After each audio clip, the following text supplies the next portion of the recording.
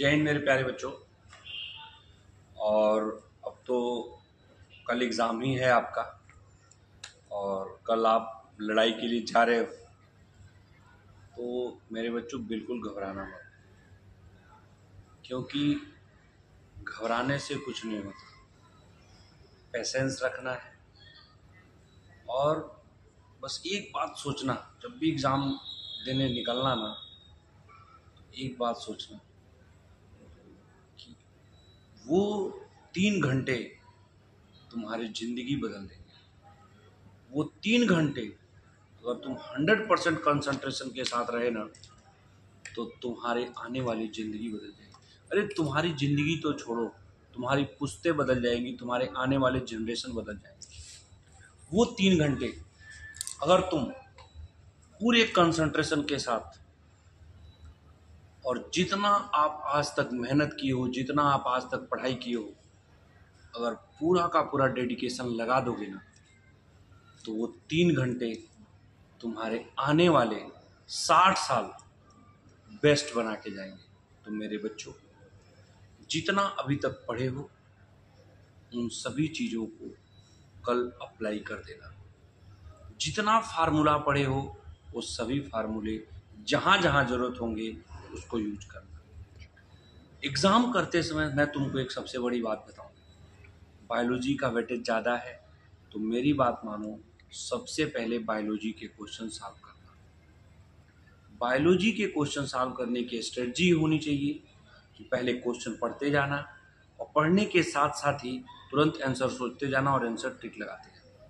Paper पे एक साथ आंसर, ये नहीं कि एक बार क्वेश्चन पढ़ो एक बार ट्रिक लगाने के लिए सोचो, ऐसा नहीं। क्वेश्चन पढ़ते जाओ, तुरंत उसके सही ऑप्शन ट्रिक लगाते जाओ। जिस क्वेश्चन में तुम्हें डाउट लगता है उसको गोला लगा दो, छोड़ दो, ज़्यादा देर मत लगाओ।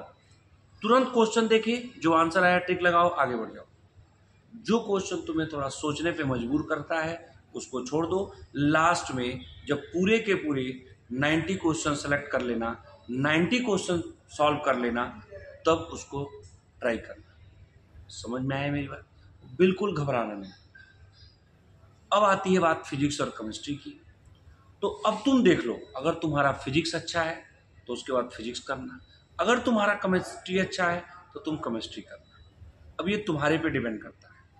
अब प्रयास ये करना, अगर केमिस्ट्री पहले कर रहे हो तो जल्दी करके थोड़ा समय बचाओ ताकि फिजिक्स को ज़्यादा समय दे पाओ। अगर पहले फिजिक्स कर रहे हो तो देख लो, मान लो अब 30, 35, 40 मिनट में अगर पूरा 90 क्वेश्चन बायोलॉजी के कर लिए हो, तो जो दोनों समय बचा है उसमें 1 घंटा तुम पहले फिजिक्स को दो, उसके क्वेश्चन बना लो, और उसके बाद केमिस्ट्री को दो, और बाद में फिर बचे तो तुम फिजिक्स को दे देना। लेकिन एक चीज़ ध्यान देना, फिजिक्स के क्वेश्चन बनाते समय जब भी कोई क्वेश्चन पढ़ो तो पूरा पढ़ते जाओ, ऊपर से पढ़ने के साथ साथ ही लिखते जाओ तुरंत, क्या दिया है क्या दिया है क्या दिया है। और फिर जब लास्ट में क्या पूछ रहा है तुरंत उसको अंडरलाइन करो और देखो कि जो दिया है और जो पूछ रहा है उसमें कोई रिलेशन है क्या, और वो सीधा फार्मूला, वो सीधा कंसेप्ट वहाँ पे यूज करो और सवाल को बनाओ। उलझो मत, पहले एक बार 45 के 45, 45 के 45 क्वेश्चन अटेम्प्ट करो। क्योंकि होता क्या है, कई बार हम चीज़ों में उलझ जाते हैं और समय खत्म हो जाता है, जिसके वजह से हमारे लास्ट तक की चीज़ें नहीं हो पाती हैं और हम गड़बड़ हो जाते हैं।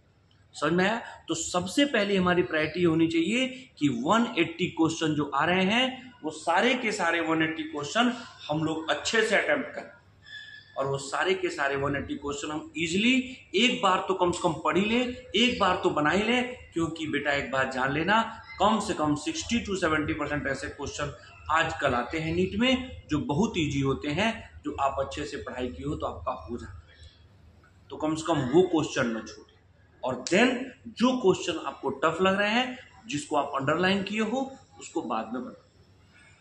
तीसरी स्ट्रेटजी आप ये यूज करो कि जब आप बायोलॉजी बना लेते हो तुरंत OMR सीट उठाओ और सभी बायोलॉजी को रंग लो। पहले OMR का बबल कंप्लीट कर लो बायोलॉजी का, ताकि बाद में तुमको प्रेशर ना रहे। क्लियर है?